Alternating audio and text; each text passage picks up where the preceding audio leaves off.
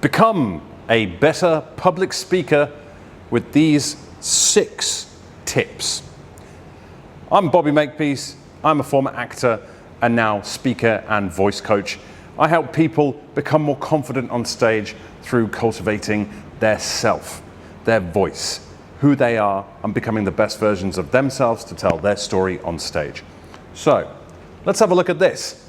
Become a better public speaker, part 1, because there are always new things to be adding. So, number 1, you need to know the foundations of your voice. That means you need to know how to use your respiratory system, your phonatory system, and your articulatory system, and have them all in sync, working together, so you're able to deliver your message effectively. That means breathing deep and connecting to your diaphragm. That means being able to have the muscularity in your articulatory system that allows you to shape the words so you never fall over the words, so you never stumble, fumble, and you're always going to be understood. A lot of times when we have a microphone, there's a lot of stuff going on in the room, a lot of echoes, and that can actually cause the quality of the actual articulation of the words to be dimmed because there is vibration bouncing off walls. So you need to become extra strong in your articulation so that you can be heard and understood. Number 2, know your source material.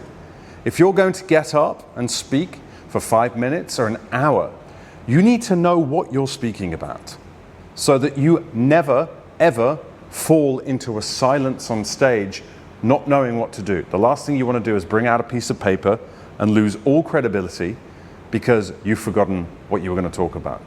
That means you need to learn your source material. I go on stage now and I talk about voice. I get on cameras now and I talk about voice and public speaking. I know my source material. I have learnt about this subject for the last 15 years.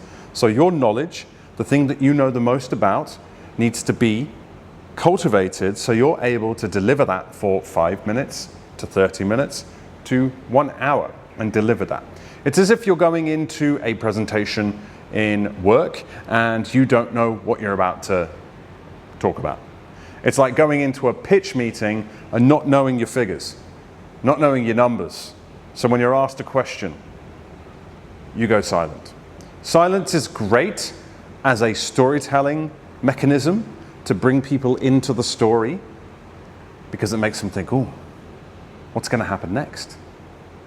But silence when you're asked a question, silence when you are trying to deliver something that you are supposed to be a KOL in, a key opinion leader, and have that credibility, that will weaken your stance whilst you're on stage. Number 3, know your intention and your action behind your speech, behind what you're about to say. Because your intention is what you want to get from your audience and what you want to give to them. So my intention is to motivate, to inspire, to educate. And that then has an effect on how I deliver my message across. So when I want to motivate, I use more open body language and I become more powerful in when I'm saying things and I start to punch it out there. Punch this, that's the action, to punch out my information so you get it, it's loud, it's clear, it's important, the message is getting across to you.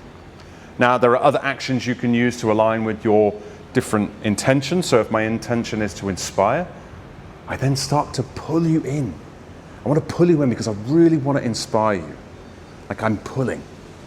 So those are just a couple of things. There's an action list below. If you want to look at actions in which how to action your scripts and how you want to deliver your message, get it below. It was an acting method that we used when I was doing stage shows.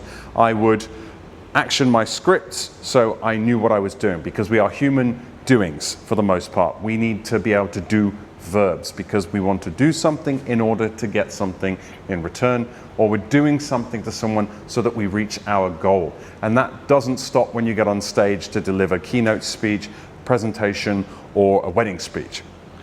Number 4, stage presence. You need to cultivate your stage presence, and that is your ability to become present in the moment.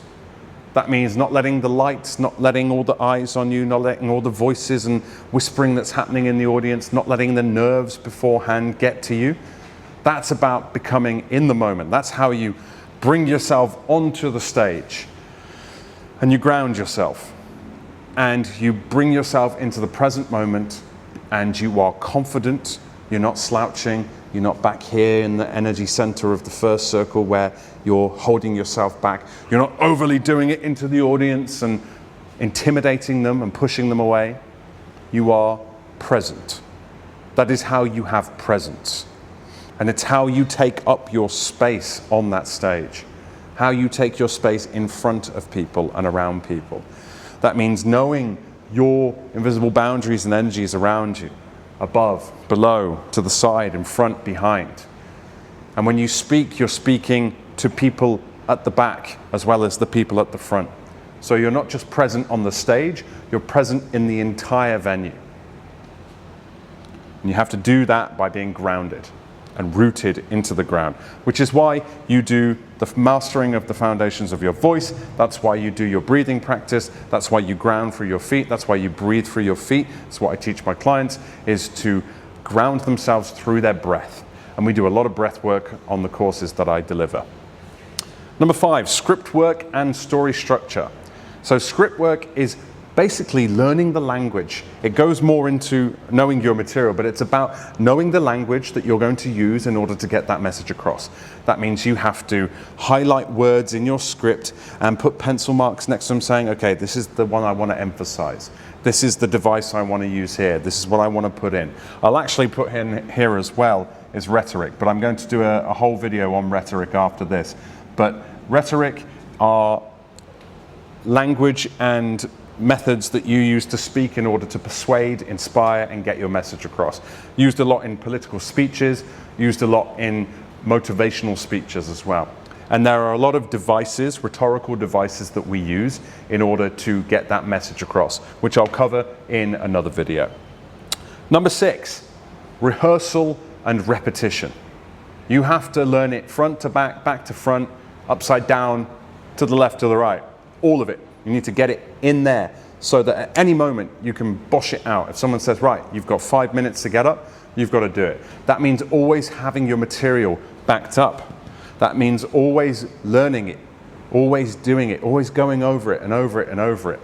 And your rehearsal should be using your intentions and trying new things and allowing yourself to fail, allowing yourselves to be cringe, allowing yourselves to get it wrong, so that you're able to get it right when it comes to the moment. When push comes to shove and the moment arrives where you need to get up and get on the stage, that is when you have put the rehearsals in. And it's what you do when no one else is watching and what you do in your own time and putting that work in, which will get out what you need from this.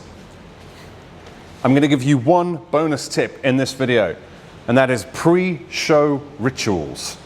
So before I used to go on stage when I was acting, I would take some time. We'd arrive 2 hours before the show was supposed to start.